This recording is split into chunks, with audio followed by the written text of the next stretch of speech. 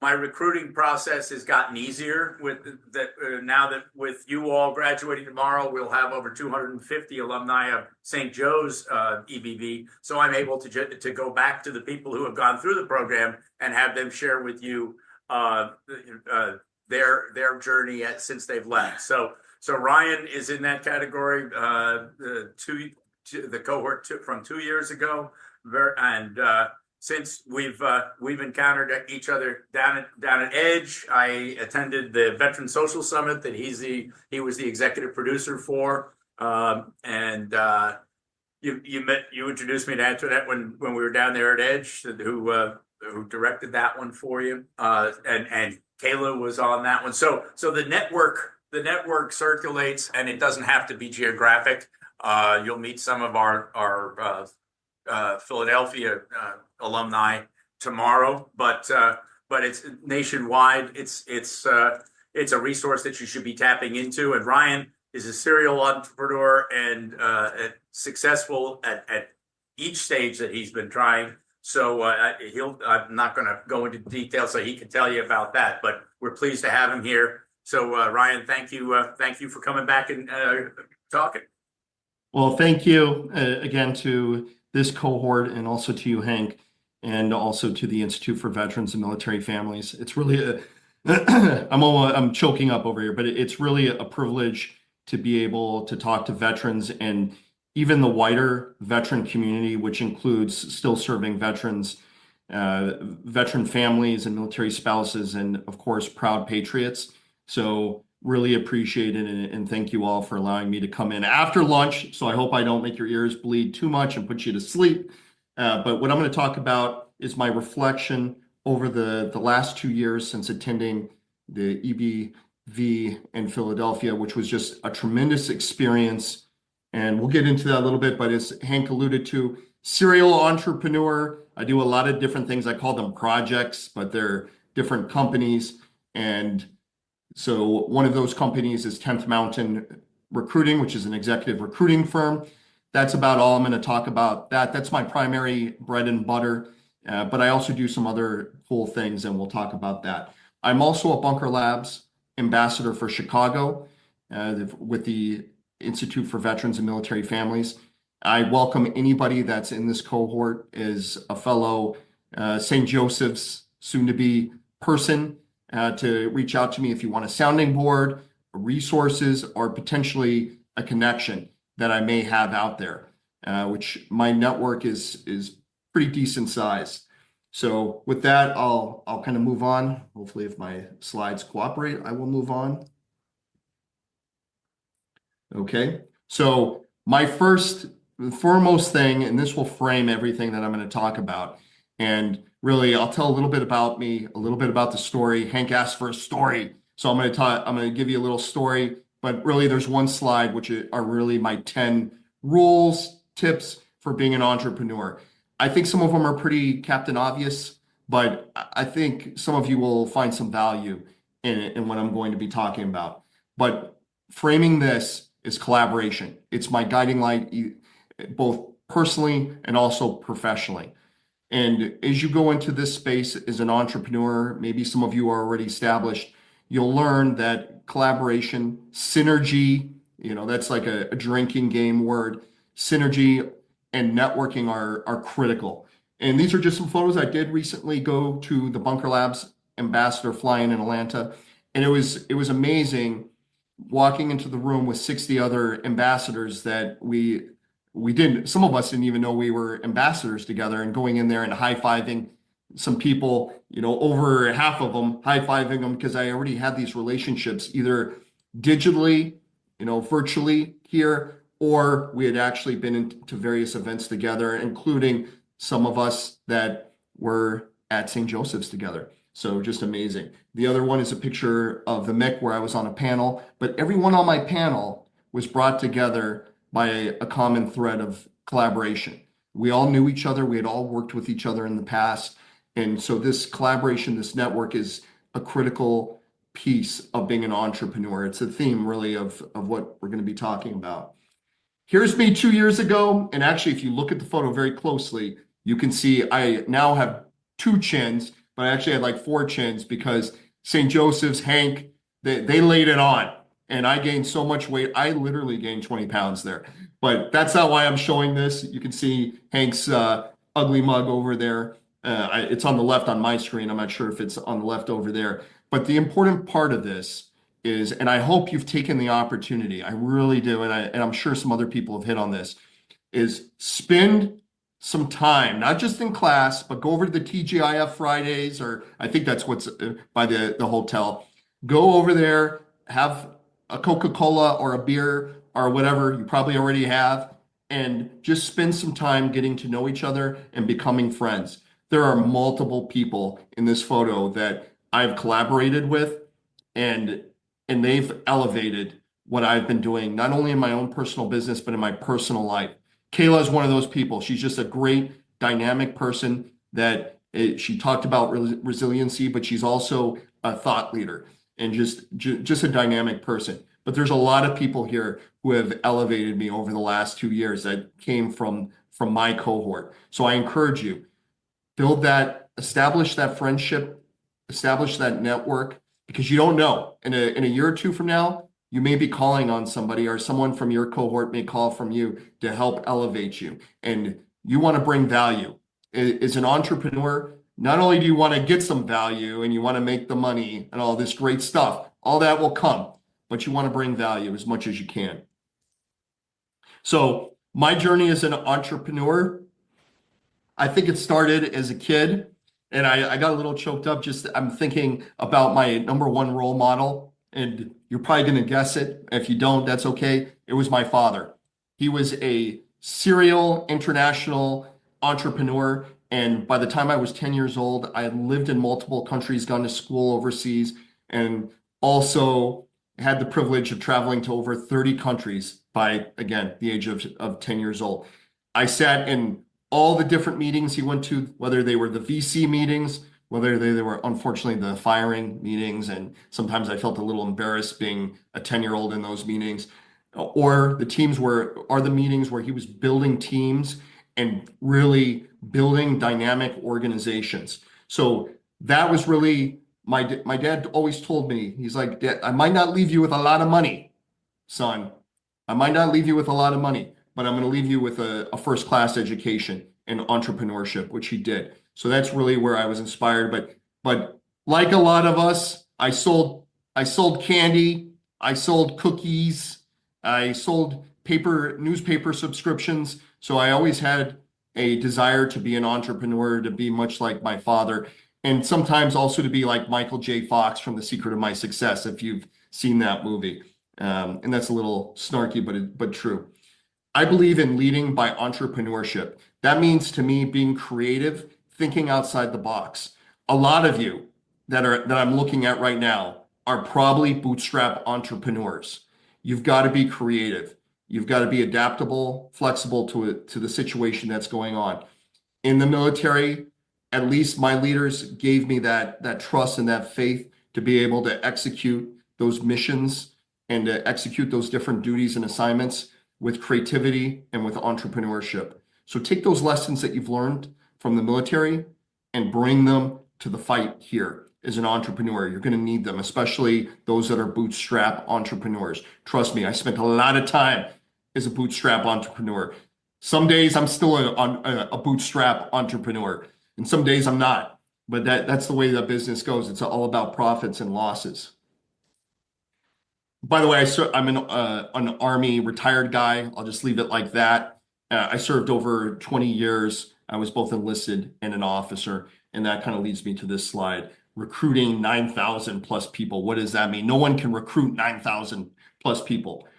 As you look at the picture of the Iraqi soldier off to the left of my screen, you should be able to identify him. He's not in the same uniform as me.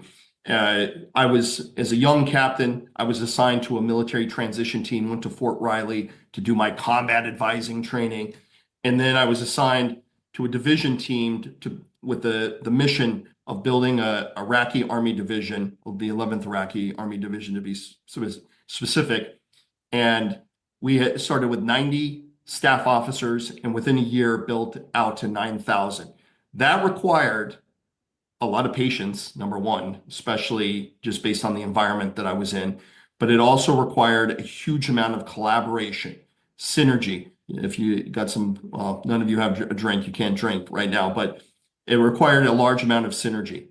And those partnerships were on the Iraqi side and also on the American side, all the way up to the Ministry of Defense of Iraq.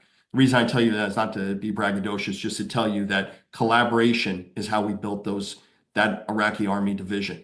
It didn't matter whether they were wearing the American flag or the Iraqi flag, and it doesn't matter whether you have an in-home health service or a recruiting firm or a digital marketing company. It doesn't matter. You can still collaborate across the lines. That's what my point was with that. As I was there sitting building this Iraqi army division and getting very close to the 9,000 mark, which was the end goal, I got a call from Cadet Command, which I couldn't believe that they called me in Iraq on a red phone. And they said, Ryan, hey, we've heard about what you're doing there. We also know you were enlisted and you were an Army officer. We would like you to be part of an Army pilot program to be the only active duty Army officer that recruits green to gold. There's lots of green to gold guys out there at the university. It's a ruse, the recruiting operations officer, but this was one person that would kind of rule them all. And so I said yes. And they put my office on beautiful Fort Drum. I had a choice, actually. I chose Fort Drum just because I had been enlisted there and an officer and had a lot of network there. So I went there, did a lot of collaboration, and within a very small amount of time, 2 years, directly contracted over 200 enlisted soldiers to become Army officers, not just on Fort Drum, but across the globe. And I did a lot of that via social media. So that should resonate with the digital marketing entrepreneur. I think that's out there. You know, digital marketing is very critical. Facebook and these social media channels are very critical to getting your brand out there, getting your message. And that photo off to the right with that handsome, very much thinner guy and that young lieutenant was actually in Times Square. We held the first frocking of an enlisted soldier to cadet.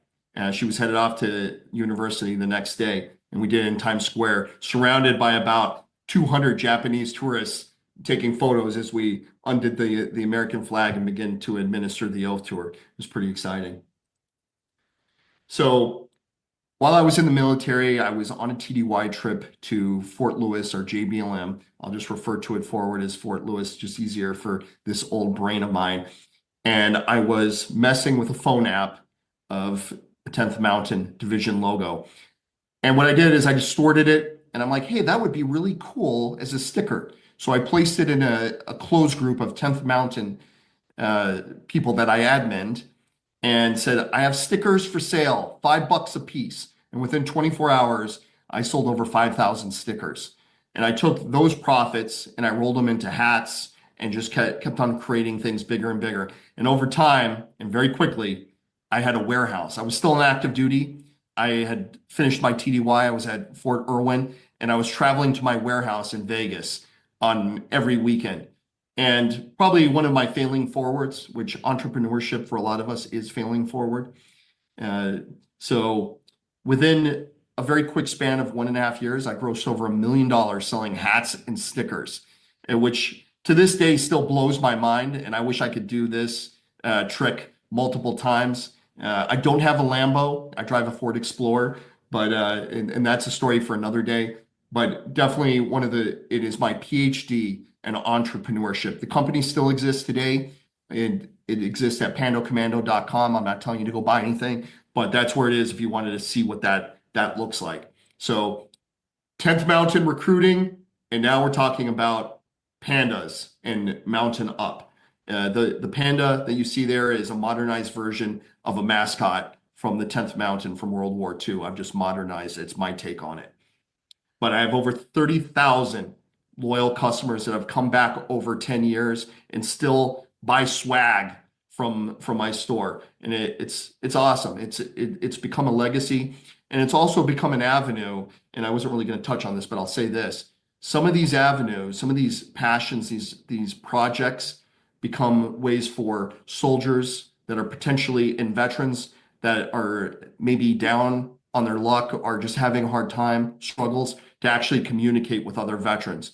There's been on more than one occasion where a veteran has contacted us on their Facebook in the middle of the night, and luckily I heard that ding. I sleep very light. Unfortunately, it's part of I'm sure a lot of us have that same issue where we sleep light. And it was a soldier or I keep on calling him soldier, but it was a veteran that just needed to talk to someone at 2 o'clock in the morning. So these businesses are important. They're going to make money, but you need to in my opinion, you need to collaborate, and you also have to listen, because there's people out there that also need you for other things that are just beyond the dollar and beyond the product. But that's just me. I'm sure there's a lot of the speakers would not agree with that, but that's me. This journey of creating Mountain Up has gone across the world. In 2018, I actually traveled to the Philippines, where I lived in a village. I went native for 3 weeks and actually learned how to make hats. I was curious. I've been working with people not only overseas but in the United States to make hats, but I had no clue. We called ourselves Mountain Up Cap Company, but I had never actually made a cap. So I went to the Philippines, lived there, and started making hats. And actually, I was on the sewing machine and going to the textile markets and learning about different fabrics. It's not really my passion, but I do love it. And I consider Mountain Up, even though it has grossed well over $1 million at this point, I still consider it a hobby. So real business versus a hobby. This is one of my hobbies, but it does fall up under the umbrella of my company, 10th Mountain LLC. And we have over 30,000 loyal customers, like I said, and it's fun to go to different events where I've actually seen people with my swag on. It feels pretty cool to see them, and they come up, they recognize me from social media, and I don't know, it's kind of fun. So highlight number 2, one of my other projects, and very, very near and dear to me, and Hank can testify to this. He was there, and quite a few of the alumni that have been in EBV and also with IVMF have been speakers or attended this event, which is the VetSocial, which was founded in 2020. The initial virtual conference, it's virtual, was hosted over 580 people, veterans, with 12 speakers, which was just tremendous. In 2024, we topped that. So we took a little break. I did it really as a experiment to see if I could actually host a virtual event in 2020, plus it was COVID. In 2024, I did it very deliberately, and we had over 1,000 people attend the event with over 15 speakers, including a very awesome, actually 2 very awesome people. Ralph Galati, I'm not sure if you've had the privilege of speaking to him or meeting him, but he's a tremendous individual. And also Holly, I know she wanted to give me a hard time, but she came on and spoke at the VetSocial. So, and she spoke about LinkedIn. And just on a note, if you take anything away from what a couple things to take away, but Holly's talk on LinkedIn is critical. It opened my mind when I was at EBV. I had probably 280-ish connections on LinkedIn at that time, and that was 2 years ago. Now I have, I think, 8,200 and maybe 80 people on my LinkedIn. I know that might sound silly because I'm talking about social media likes and connections, but I'm telling you, those connections are powerful. A lot of them will end up giving you an ROI that's either tangible, meaning you're making some dinero off of it, or it might be intangible, where you're building these relationships and continue to expand out your network, which then leads to other opportunities, which may lead to cash. And I contribute a lot of that, or contribute to Holly. See, I'm a caveman. So anyways, our next event is 12 to 13 September. I would love for some of you to either view it or maybe actually be speakers at it. So feel free to reach out to me. And the main thing about the Veteran Social Summit, it aims to unite, grow, and elevate the veteran community. So that's everybody pretty much. And through entrepreneurship, military transition, and veteran empowerment.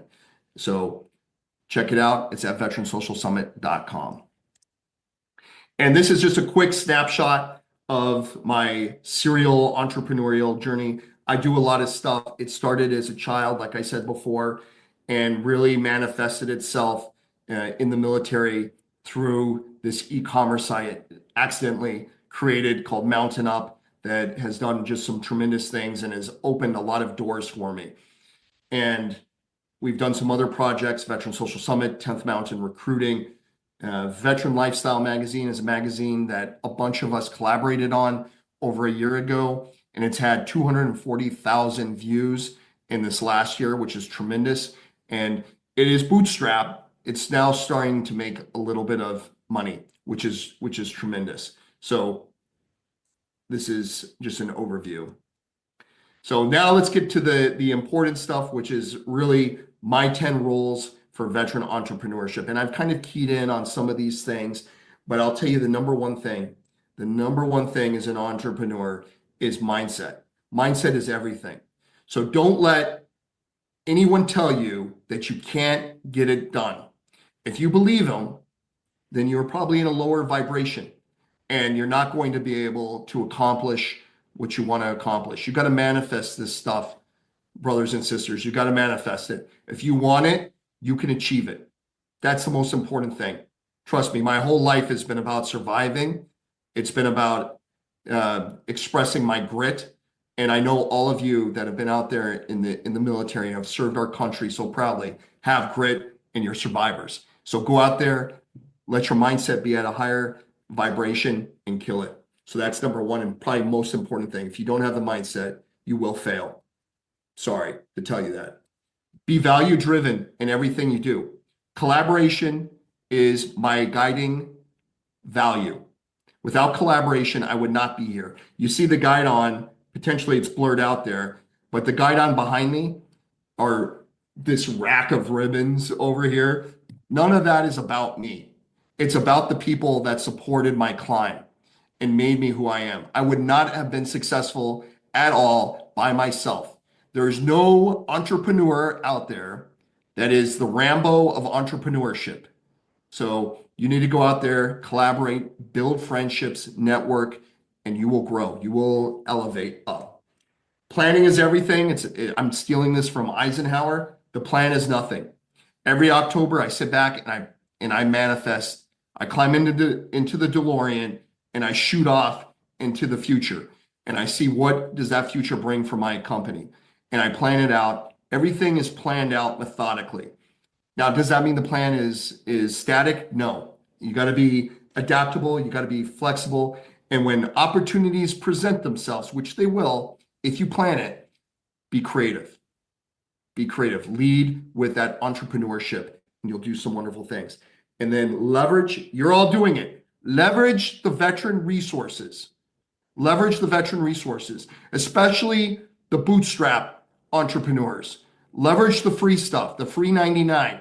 You got Cassandra, I think she's coming in after me. I don't want to steal her whole thing, but I'm telling you, I've stolen Cassandra's talk and I talk about it all the time whenever I get in front of veterans. So I'm not going to steal everything, but I'll tell you, you got to leverage the resources. There are some powerful, powerful resources that the Institute for Veterans and Military Families will give you. Not only this vacation to Philadelphia, I hope you got the ride down to, down to Independence Hall and everything, which was awesome, but leverage the opportunity and the resources that are available out there. One of them, and not to steal again from Cassandra, but the Sandler sales course is one of them. She'll probably talk about it. It's a tremendous course, whether you've been in sales or not. All entrepreneurs need to know how to sell. So just take a look at it, but leverage the resources against your business, against the challenges that you have. Always seek professional development. That's what this program's about, but continue to grow as a professional in whatever avenue, whatever niche or vertical that you're in. I'm not reading, I am kind of reading off the slides, but embracing technology. A lot of people are scared of AI. They're scared of ChatGPT. I'm telling you, you need to use it, especially for those that are solopreneurs. Leverage it as much as you can. Every day, I have 50 windows open up on my computer, two different monitors right now. and tons of tabs, and I have ChatGPT opened up, and I'm using it all the time. I mean, now ChatGPT can create apps. It can write a book for you. It can create a LinkedIn post. It can do so much more. In my recruiting business, I actually have AI recruiters that will call you and conduct interviews with you. And it sounds like a human. They do identify themselves because you do have to have a little bit of compliance. Emma identifies herself as an AI recruiter, but she's doing tremendous things and does incredible analysis and recommendations. And it takes away some of the bias that maybe some recruiters may have, actually. So I think it's great. And that was not a political comment. That was apolitical. I'm just saying it does, okay, to a certain extent. Branding, and I have these in orange for a reason, but branding is huge. As an entrepreneur, and especially as a bootstrap entrepreneur, I wonder if there's other entrepreneurs in there. I'm probably going to shake their head when I say, but you want to look as big as you can, okay?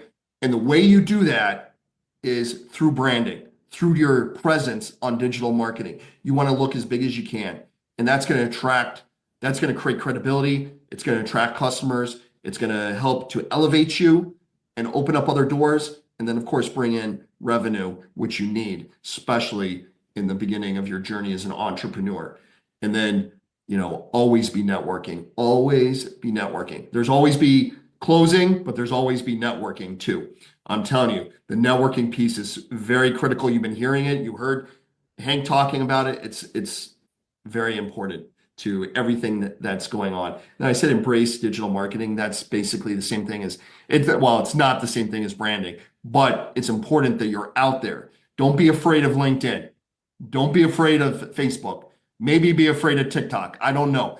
But you got to be out there in the digital space, because that is the easiest way and the most affordable way to get out there in front of customers, especially if you're considering yourself a global international company, or you want to touch people across the United States. The fastest way is through the digital space. So embrace it. And then lastly, and the reason that I'm sitting here and I live this as one of my values, is pay it forward. Anytime you have information, remember, brothers and sisters, fellow veterans, you got to share the information, whether that's the va.gov and helping people with their VA claims so some predator doesn't take $15,000 from them, or sharing this good news. I hope there's no one that's doing that. I apologize if you're, well, anyways, whether it's this program, you should be sharing the good news about this program. This program is awesome. And you should be sharing information about the IVMF.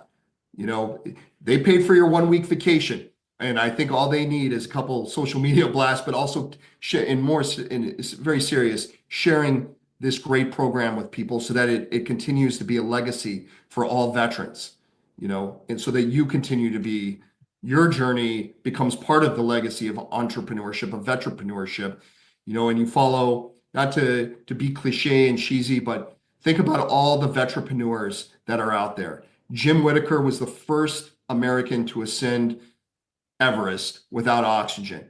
He was the president of a little company called REI, Walmart. All the ski resorts in Colorado were at one point founded, most of them were founded by 10th Mountain veterans. I have a little bias towards 10th Mountain, but in reality, so many companies, GoDaddy, you're starting your journey as entrepreneurs, veteranpreneurs, and you're following in the footsteps of these great individuals. And I know that you guys and gals will do some amazing stuff. So share what you learned, those failing forward with people. And again, is Hank stressed? I put this slide in for Hank. You could see Hank over there, Hank and I at the edge. We're going to get our new photo this year. Maybe I'll be a little thinner this time around. But in all seriousness, networking is so critical to what we do as entrepreneurs. Networking and collaboration, synergy, is very, very important to making things happen. And don't be afraid, outside of class, talk to people, because that's where a lot of the business deals are actually happening. That's where a lot of the good ideas are happening. is outside the class over dinner when you're breaking bread or having a few well, I won't say gentlemen, well, I just did gentlemen drinks or Coca-Colas or whatever you are drinking, or coffee. Let's connect. I'm at the pretty much at the very end. I hope I didn't bore too much, and I hope that you did get some value out of what I said. Definitely connect with me on LinkedIn. I am continuously building out my network. I post a lot of stuff on there too. I try to give some value every day if I can. And if I can bring value to any of you, whether it's just a simple 10-minute conversation, please reach out. I don't bite, and I will share whatever I have, because at the end of the day, I'm a veteran advocate, and you should be saying to yourself, duh, as a veteran, we're all veteran advocates. So you should be advocating for me, Ryan, and you should be advocating for yourself. So there's my contact information. Feel free. I would say text me. That's probably the easiest way. I wouldn't just call me. It'll go to voicemail or busy. But if you text me, I'll immediately respond to you. And if you contact me on LinkedIn, yeah, that's where you're really going to get a hold of me. And if you have any questions, I definitely will try to answer them. And I put this funny t-shirt on there, got leads, because at the end of the day, a lot of us out in the business world, we need leads. If we don't got the Glengarry leads, our business might be in the hurt locker. So just keep that in mind. And that's also why networking is critical, because it does often refer to referrals. So thank you very much. I appreciate it. It's been a tremendous honor to be able to speak to you all. And that's all I got. I'm all out of Schlitz, like they say up here in Chicago.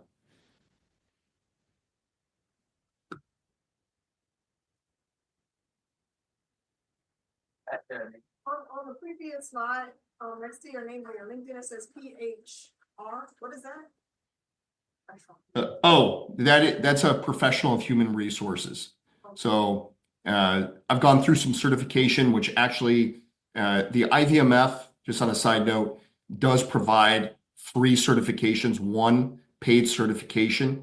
So when Cassandra comes out, there might be some different eligibility requirements for that in terms of when you served or not, but definitely talk to her, because there are opportunities to have those certifications, credentials paid for if you don't already have them. Brian, do you think you're limiting your audience? Like, I went to the website, I only really see Army stuff. Like, would you open yourself to like selling Navy SEAL merchandise, or is it like a trademark thing? That's a great question. So Mountain Up, again, is not my primary bread and butter. That would be 10th Mountain recruiting. But with Mountain Up, over time, we did branch out and we did other merchandise. There is some merchandise that is there are trademarks on, like the Marines. They will come after you very quickly if you take their the Eagle, Globe, and Anchor, and you put that on a t-shirt. They're going to come after you probably within 24 hours. And no, the real reason is I decided at some point that I was just going to niche down and really just, for the most part, service, or not service, but really focus in on 10th Mountain, which is where the company started. Why I actually started it was because I distorted a 10th Mountain Division patch. And so we do get a lot of traffic from them, and the division actually buys a lot of the t-shirts to wear during PT, for example. So I guess that might not be the best answer, but it's pretty niche down in terms of that endeavor. And it is Army. It's 100% focused in the military space for that company. 100%. The recruiting is a little different. We do civilians, but we also try to place veterans and transitioning veterans, which we have a strong relationship with. Fort Drum provides us with a list frequently on veterans that are transitioning out. Thank you. Other questions? Hey, Ryan, you have grown 10th Mountain. You bring people on. Of course, it's HR is your thing, but you got any observations or pearls to share with people who are, as you know, that a lot of folks solopreneurs and probably at some point in the intermediate future are going to be onboarding some full-time staff or possibly transitioning from part-time to full-time staff. Got any observations on that to share with them?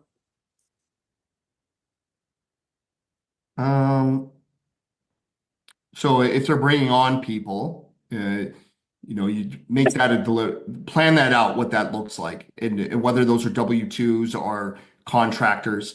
I've had various, through 10 years, I call them iterations of the matrix. I've had different teams were employees of 10th Mountain LLC, and you want to make sure that you have to understand what you're hiring, what type of person you're going to hire. So, for example, a widget maker.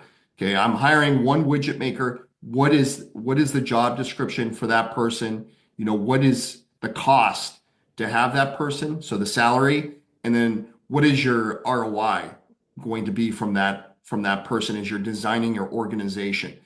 So I don't know if you were taking it from that point of view. So you do want to be deliberate when you bring on people, because another thing, kind of a different nuance of it or segue, is that if you bring on you have a mishire, that can cost your organization a lot of time and a lot of money. And if you're early stage, that could be devastating blow. If you bring on, for example, I need to have a VP of operations. Maybe you're not really ready for a VP of operations, but now you have this person that costs you $160,000 per year. And by the way, you only have $20,000 in the bank. Maybe you have less. So a mishire can be very costly, even in bigger organizations. A lot of mishires can lead down a real troubling path. So you need to be deliberate. You need to have a good process of how you're screening people and then interviewing them along the way. You don't need a 10th Mountain recruiting to do that. You can have an internal team, but make it a deliberate process. And then what I'll tell you is the landscape is interesting right now. There's a lot of people that are looking for employment, as we all know, because they're losing their jobs for X, Y, and Z reasons. And it's going to be challenging for a lot of people long term to find those jobs. I would just stay patient. Make sure that you have updated resumes and you're practicing your elevator pitch, who you are and what value you're gonna bring to the table. Yeah, that's an interesting observation you just made about people are I even saw it with somebody who had applied for this course, that he was really not able to participate because the job hunt got exponentially harder for him coming out of DC, just in the weeks that we've been talking. But I think maybe from the hiring standpoint, from our side, because there are these folks who were not perhaps anticipating a change in career or a change of employer, maybe we need to be sort of creative about how we define the skill set that we're looking for too, because these folks are going to be on the market who maybe have a complementary skill set, but not a perfectly aligned skill set. How much is will train to suit, and how much is I need to get it off the shelf from the person already with the skills. I think that's a very interesting. So recently I've accepted it. So one thing is you can run your business and you could drive Uber if you want. You can work another job, and don't give up on your passion of being an entrepreneur. So you can do multiple things. I mean, if you look at my LinkedIn, it looks insane, actually. It looks like a piñata just exploded. I have many different associations or opportunities, jobs that I'm working, but my main effort is my company, 10th Mountain. But recently I was brought on to be a chief human resource officer for a startup bank. It's in stealth mode. I really can't talk too much about it, but what I can say is they're going to be hiring 1,000 veterans over the next few years. which is just tremendous. It feeds into my mission of veteran advocacy because I do want to get veterans hired. I'm hoping we can move a little bit faster because it'll line up really well with, unfortunately, it will line up really well with what's going on out there in the employment space. But what I would say is in terms of skills, you have, as the hiring manager, you really need to define what you're looking for, what type of skills you're looking for, and if there's any flexibility. Some companies are in different stages. So a startup company or a startup bank, for example, we might have a little bit more flexibility to be creative and take on more entrepreneurs. Entrepreneurs that can guide the startup through the challenges that need outside the box thinkers. As you're in a more defined space, a more bureaucratic organization, people like Ryan and people, other type of people might not be a good fit for those organizations. And we just had an interview actually for a chief of strategy, and she has the potential to be awesome, but she doesn't necessarily have the skill sets to be a chief of strategy of a bank. But we're bringing her on because of her potential in those soft skills, in some of her hard experience, but just not in the banking space. Yeah, so lots of good points there, and I'm going to use this moment to just point out one of the tools that you have in your binder under the 5th tab is some resources, and I list some books for the people who are not ready to burn the boats on the beach and commit 100% to your enterprise. The founder of Bunker Labs, Todd Connor, wrote what I think is a pretty good book called Third Shift Entrepreneur. I think right now Amazon's steering you more towards a used copy, but there may be an audiobook version of it as well, or an ebook. The Third Shift Entrepreneur. It's in your resources tab, but it talks about ways that you can advance and your understanding of your adventure, what's now a side gig or what's now an aspiration, but not going to pay the bills till you move on. So when you're trying to balance this thing, not like Ryan, where he's just got a whole bunch of irons in the fire and successful enough with mounting up so that it kind of runs itself, but to some extent, without a lot of tending. But ways that you can keep inching towards that, either validating the premise that you want to do that, or understanding it well enough to make other plans. So Third Shift Entrepreneur, a plug for Todd's book. Yeah, Todd's I just had a beer actually with Todd in January, and he definitely can bring the value. I bet you could connect with him on LinkedIn as well and send him a message and ask him for some advice on entrepreneurship, and I bet he would more than likely respond to that message. Now he's another one of those guys kind of a little impatient because he found Bunker Labs and he built it up, and then he march ordered and moved on to the next mission there. But I remember, the headquarters was out there. He's a Chicago guy. That's right. I saw him out there a couple of years ago. Other questions for Ryan? Other comments?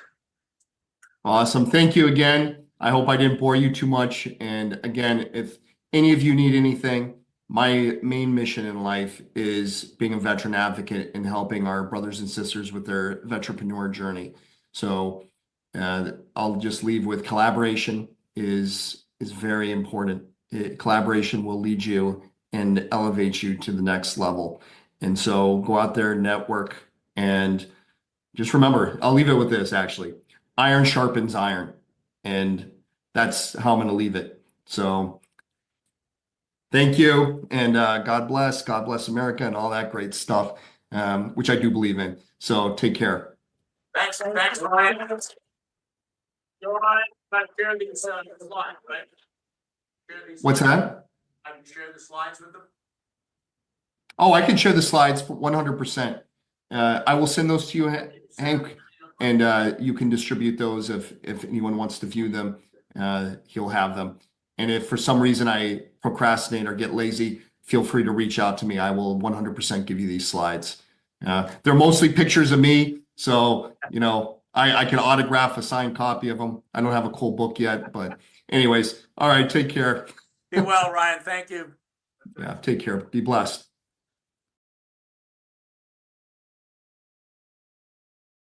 So when I met Ryan Hunt and Annette Wittenberger, they kept talking about this amazing idea that they had and had previously been successful at, but it had been paused and they wanted to keep going with it. And they were talking about how veterans can learn resources about entrepreneurship, education, really connecting with our fellow veteran community and being successful. So obviously I wanted to be a part of that. And I am really excited to be a part of 2025 because we are going to have even more amazing speakers and resources.